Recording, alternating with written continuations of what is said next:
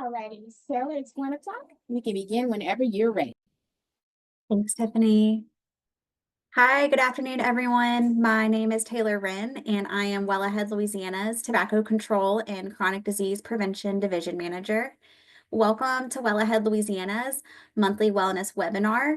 Today's webinar will focus on physical activity and heart health awareness. So just a quick disclaimer before we get started. The Louisiana Department of Health, employees, contractors, and affiliates have no actual or potential conflict of interest in relation to this program presentation. The content herein is intended for general guidance not as legal advice. Laws and regulations take priority if there are any differences. Only LDH's secretary or surgeon general can give official statements. LDH cannot speak for other government agencies, and if you need legal advice, you should consult a lawyer. So Well Ahead Louisiana's objective is to drive collaboration throughout the state that connects communities to tools and resources that can improve the health of our residents where they live, work, learn, play, and pray. I'm pleased to introduce Well Ahead Louisiana's Deputy Director of Programs, Nicole Coursey, to kick off today's webinar with opening remarks. Nicole, feel free to take it away. Thank you very much, Taylor, and good afternoon, everyone. I want to welcome you to today's webinar on physical activity and heart health awareness. Well Ahead Louisiana is the chronic disease prevention and healthcare access arm of the Louisiana Department of Health. Our vision is to reduce the burden of chronic disease and assure access to quality healthcare for all Louisiana residents. We work alongside leaders at key organizations across our state, such as child care centers, colleges and universities, faith-based organizations, restaurants, schools, work sites, healthcare facilities. We do this to help create environments in which everyone can be healthy. We believe that everyone has a role to play in connecting Louisiana communities to a healthier future. We are committed to educating and empowering leaders across the state with actionable items to move Louisiana's health forward. Again, welcome to today's webinar. I'll turn it back over to you, Taylor. Thank you, Nicole. So now I'm excited to introduce today's presenter, Chelsea Morgan. Chelsea has over 15 years of nonprofit experience, leading her to a career with the American Heart Association in 2015. Currently, Mrs. Morgan serves as their Community Impact Vice President by leading community impact, advocacy, and health strategies.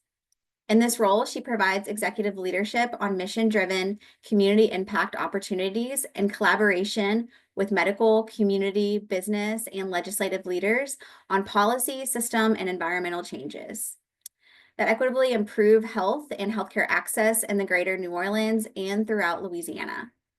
Chelsea is a graduate of Louisiana State University and is currently pursuing a master's in healthcare administration.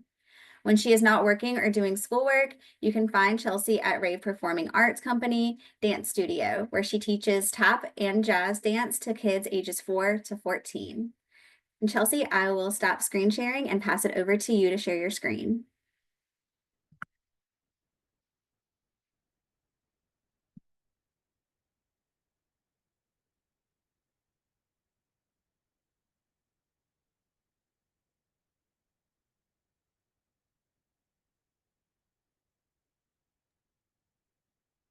Thanks, Taylor. One more click and we're ready. Thank you again for allowing me to lead today's conversation. Clearly from my bio, you can see that it is not only my job, but also my passion as a dance teacher. So today I hope that I can teach you something for yourself in order to manage your chronic disease or even just live a healthier lifestyle. As well as learn about what we do with Well Ahead in our clinical systems of care. So if you haven't heard of this already, we have the 8 factors of heart disease that are preventable. So about 80% of heart disease is preventable through 4 health behaviors and 4 health factors. The other 20% is typically your gender, your family history, your race. There's many things that we can do to simplify our cardiovascular health and make sure that people can understand and manage it.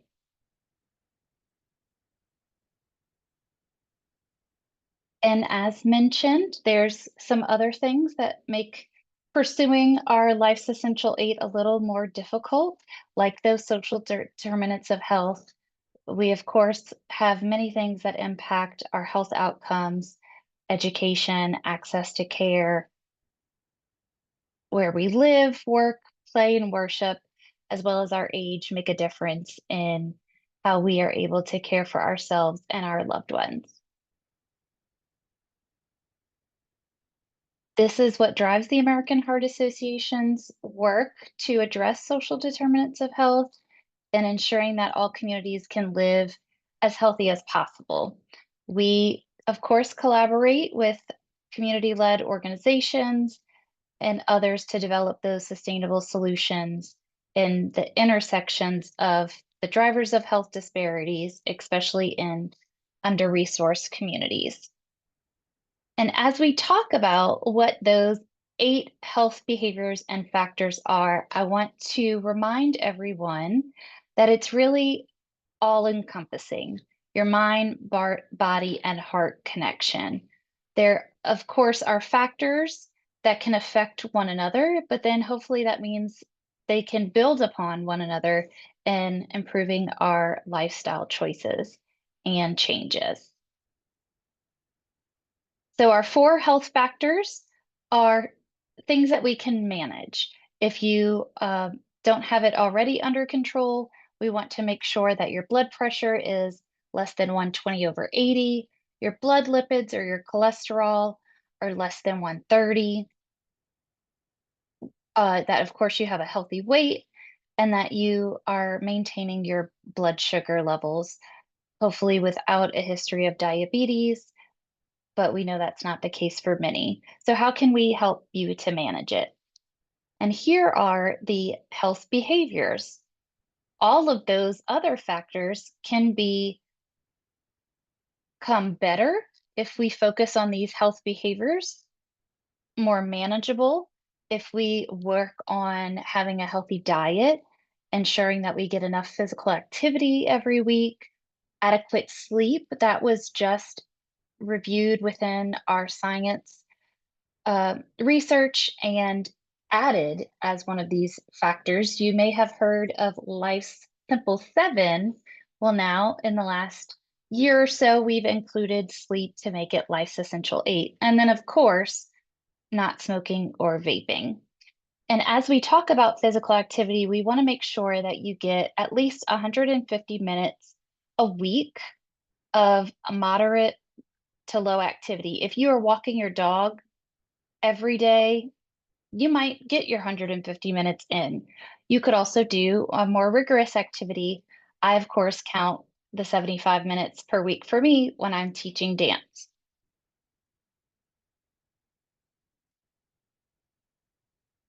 So we have some true false questions about physical activity for you. I kind of already gave you the answer just now. To get enough activity in your day, you need to work out. You actually don't, because all movement counts. Even just getting up from your desk getting up from your desk every hour to do 10 squats can make a huge difference and even break up that day for you over time. So the word exercise can make you think of traditional fitness, but any activity is important. Some of the benefits of moving more, of course, are improving your sleep, making sure that fluids to your brain feel good, get those chemicals that improve your mood. Weekly exercise can, of course, boost your immune system. And then we talked a little bit about lowering your blood pressure, reducing your risk for heart attack or stroke, and controlling your blood sugar.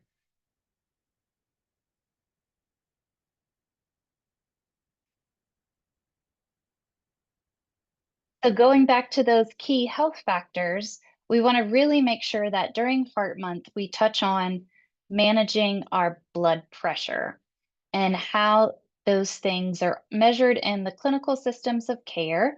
Most of the time, there are methods of measuring blood pressure that can be done at home. You may be on a self-monitoring program with your physician, or we have some in community as well as barbershops or other types of centers that you may frequent, like a community health center or a civic center. There are many places that you can be managing your blood pressure at home as long as it is with a validated cuff and device to be able to make sure that you're managing all 4 factors of this disease. So that way we can reduce our risk of cardiac emergency and onset of diabetes. If you did not already know, heart disease remains the #1 killer of all Americans, and there is a very high likelihood that most people have high blood pressure and don't even know it. So it is very important for you to visit your physician and make sure that if you are utilizing those self-monitoring machines, that they are validated and the person in the area that can support you to be able to take it properly. There, of course, is a proper positioning. Even just active listening or talking can throw your measures off at least 10. So we want to make sure that the systolic number is under 120 and the diastolic number is under 80. And you can see here the chart in which we want to make sure that we are normal levels of blood pressure, and then when it becomes considered high blood pressure or hypertension, stage 1, stage 2, or you need to go to the emergency room right away. A diagnosis of high blood pressure can be confirmed by a medical professional, and they can usually evaluate any unusually low blood pressures as well. So make sure that you go to a provider and get the correct recommendations. But there are tips for success in managing your blood pressure, some of which we've already talked about. Eating smart, making sure that you eat a healthy diet with fruits, vegetables, whole grains, beans, plant-based proteins, lean animal proteins like fish or seafood. One of the tricks that I like to share when we are managing our cholesterol is the more legs that the animal has, the more cholesterol the protein of that animal has before it's even prepared. So, for example, crawfish may have a high amount of cholesterol in them before they're even prepared because they have a lot of legs, whereas a chicken has 2 legs. So that is one of our more lean and recommended proteins to eat. Limiting sugary drinks and beverages, making sure that you are, of course, limiting your salty foods and refined carbs and those highly processed foods. You can also move more to manage your blood pressure. Physical activity controls your blood pressure, weight, and stress levels. And when we manage our weight, even if we're slightly overweight, that can still help us to reduce our high blood pressure. And of course, we do not want to utilize nicotine, smoking, vaping, or tobacco that can temporarily cause our blood pressure to increase. And then, of course, like we talked about, short sleep, even any less than 7 hours or poor quality sleep can be associated with high blood pressure. But we can make a difference in that positive chain reaction.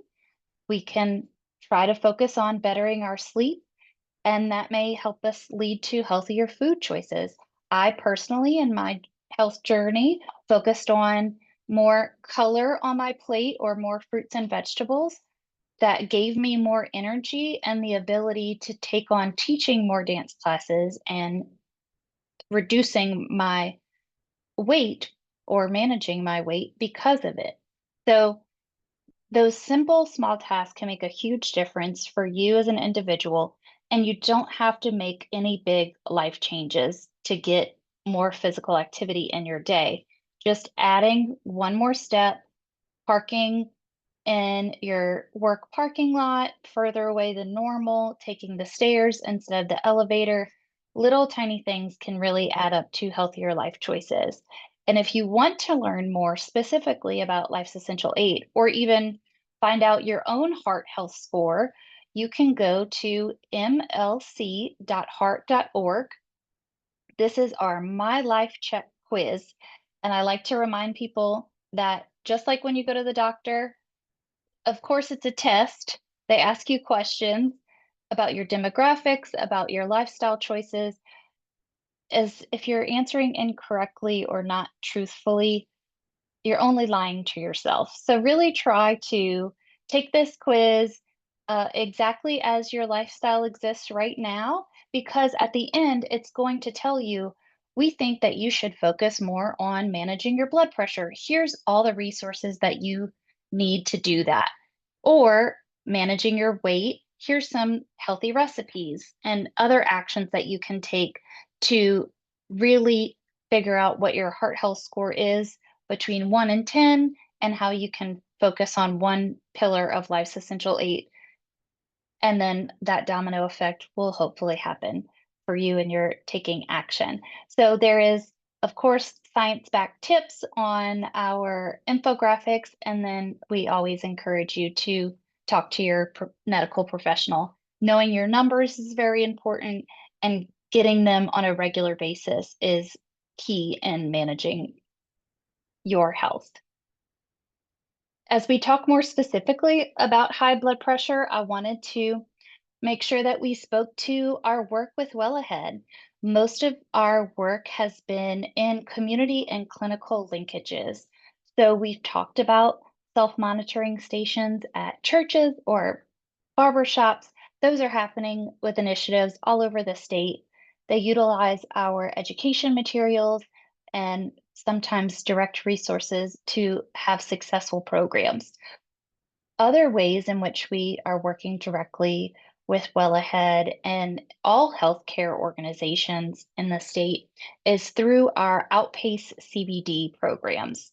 You may have heard of Target BP before. That's the one that's been around the longest and in partnership with the American Medical Association. I'll talk more about that in a minute. But Outpace CBD is our patient care management tools and resources for healthcare professionals and clinical systems. So it incorporates feedback from healthcare professionals. It helps to ensure that we have equitable health outcomes and address those social determinants of health. We have tons of resources, free educational materials for your team, and ensuring that you have the latest guidelines and science-backed information to manage your high blood pressure, high cholesterol, and type 2 diabetes. This is more of the why we were able to, about 10 years ago, I believe it was 2015 or 2016, that we started Target BP, this national initiative in partnership with the American Medical Association to respond to the high prevalence of uncontrolled blood pressure. This, of course, is because both of our organizations support healthcare organizations and communities to improve blood pressure control with patients that they serve, and those science evidence guidelines by the AHA, the AMA, and other experts. High blood pressure remains a silent killer, so you may have it and not even know it. So it's very important that you understand where your levels are in order to decrease that risk of heart attack or stroke. Here are more ways that we translate our science into practice through these programs. Target BP, as mentioned, leverages those guidelines and scientific statements to use the MAP framework, measuring accurately acting rapidly, and partnering with patients. We assist healthcare organizations in their journey to improving and sustaining blood pressure. This is done alongside Well Ahead through a program that you may have heard of called the Population Health Cohort. We work with federally qualified health centers and other rural health clinics to make sure that they have access to the same high quality care that any other healthcare organization should and could have. And then on an annual basis, we recognize you for achieving those improvements in care, adopting evidence-based best practices, and really focus on if you're not already at the national benchmark of 70% of your patients being under controlled, that you can get there from adopting some of those best practices from our support, and you would receive an award at any level that you're at. So here's more quality improvement support, kind of more of what you get from each one of our organizations and our partnership together, as well as that direct support that I talked about. It is my role at the American Heart Association to be that one-on-one quality staff support for you and getting enrolled in these programs, making sure you know and have access to all of the great resources, including um, community health worker trainings, staff trainings, and ensuring that you have the ability to create sustainable changes with that clinical and community linkage to local resources. Here's more about those pillars of the award. We ask questions, de-aggregated high-level data to make sure that you have elements of measuring accurately, acting rapidly, partnering with patients, if you're doing self-measure blood pressure programs, and have equitable health outcomes. Here's a little bit more about those award achievements and what that means and looks like. As I mentioned, we hope that you would enroll with us. Now is the time. The portal is open. We do ask that you submit data for the previous calendar year. So it opens January 1st until May 16th. It's usually mid-May every year. So the previous calendar year is when we would be asking for your data. So now's the time to connect with me. If you have no further questions, I hope we can work together soon, whether it be through your own personal health journey, through your work in your clinical systems of care, or just in general with our partnerships with Well Ahead. Thank you, Chelsea. That was wonderful information. It looks like you have one question in the chat box from Taylor Cohen. Are there resources such as grant or programs for community health organizations or clinics to get blood pressure monitoring machines for our patients to have at home? Yes, we do partner with organizations to write grants for those. Sometimes we have local sponsors that want to support specific parishes and can recommend your organization. So there's a lot of varieties of ways that we are able to get more equipment and resources into our community, like those blood pressure equipment. We even recently got a national partnership where if we have the funds, can get a discounted rate. So it might be able to provide even more based on budgets or grants. So definitely connect with me on opportunities to get those machines. I want to make sure, because I haven't already shared, it is highly important. I mentioned validated devices, but we also have a website called validatebp.org. It is so important to ensure that measures are being accurately tracked through utilizing one of those machines. So when and if you have the ability to get them yourself, make sure it's validated. There's a list of recommendations on that website. I can support you in that as well. And if we don't have grant opportunities already, we're happy to support you in those efforts as well.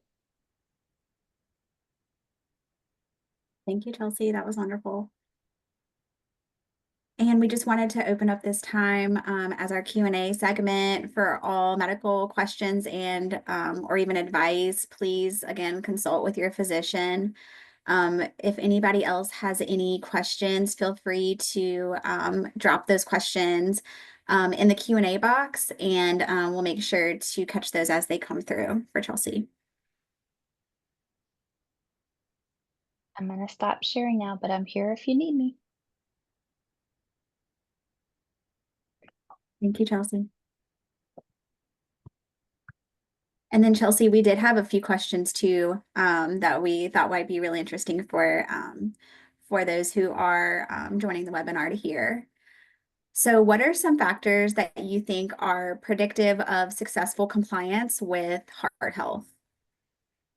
For an individual, Yes. oh, of course, the first thing is the healthy choices that you make. So I immediately go to our food and diet culture here. It is amazing and wonderful, but it absolutely has to be done, especially during Mardi Gras time, in moderation. So you can have it, just maybe not every single day. So we want to make sure that we are being mindful of what we are putting in our bodies and have the ability to make those healthier choices. Of course, getting physically active, whatever that looks like for you, is very important.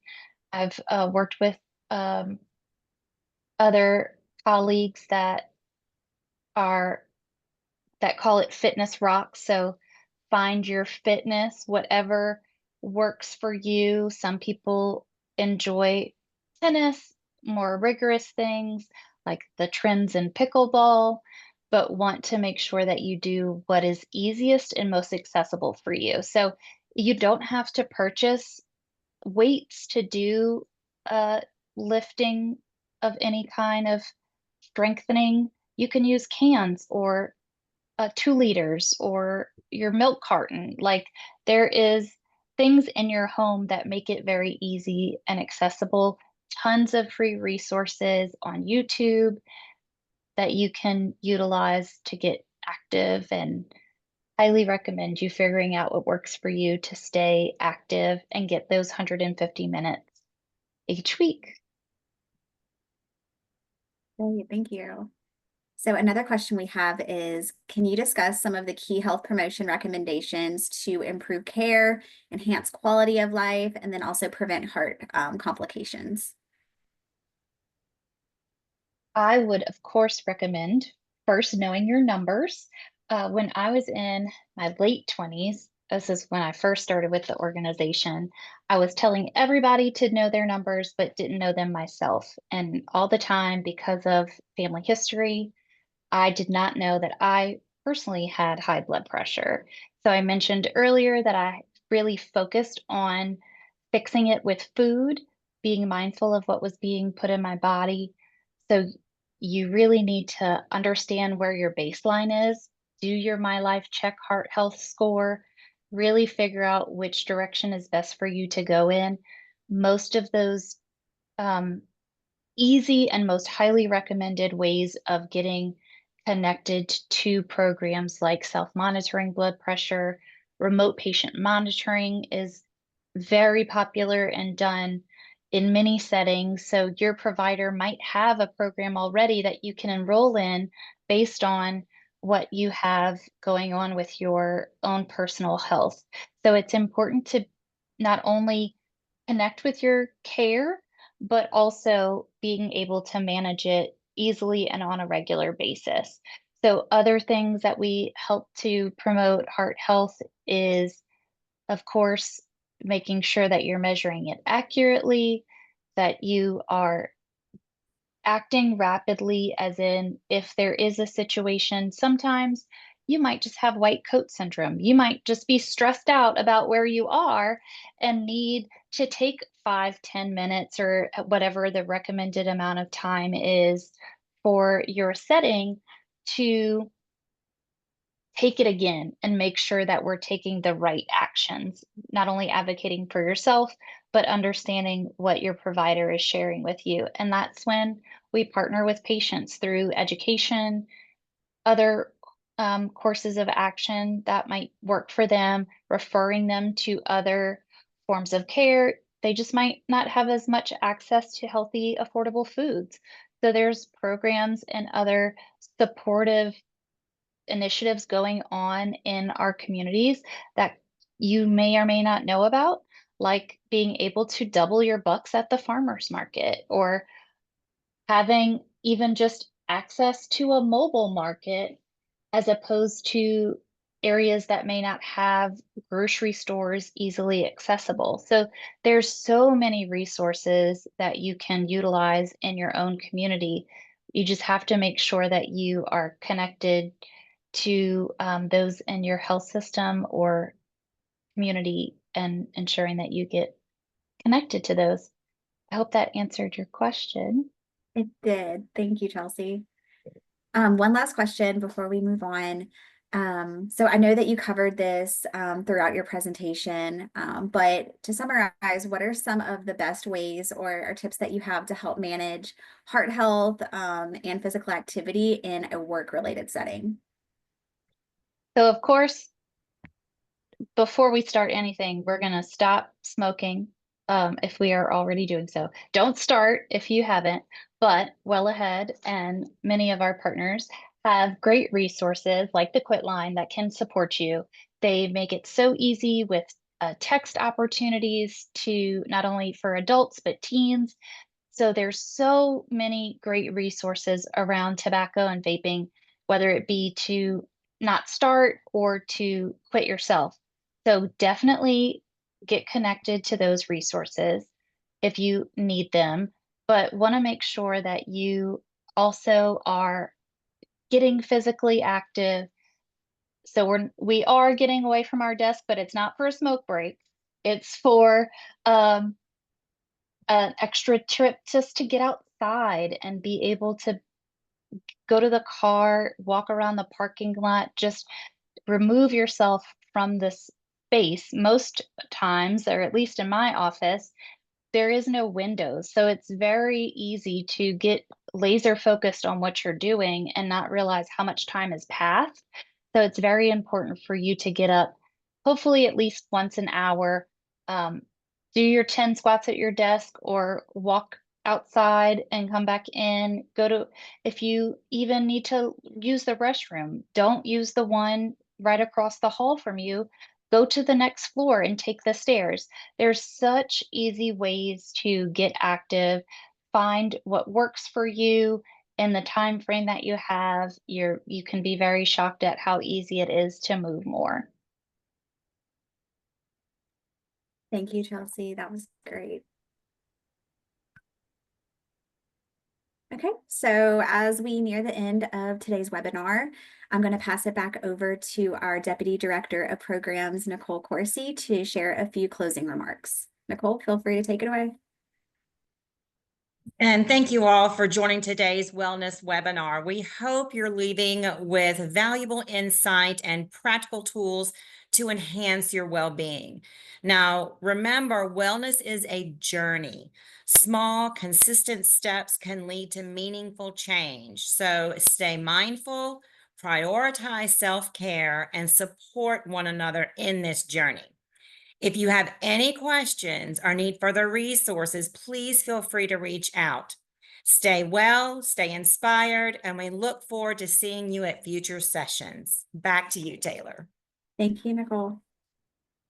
Again, we thank you all for joining today's webinar, and a huge thank you to our speaker, Chelsea Morgan. We're walking away today feeling much more enlightened and empowered.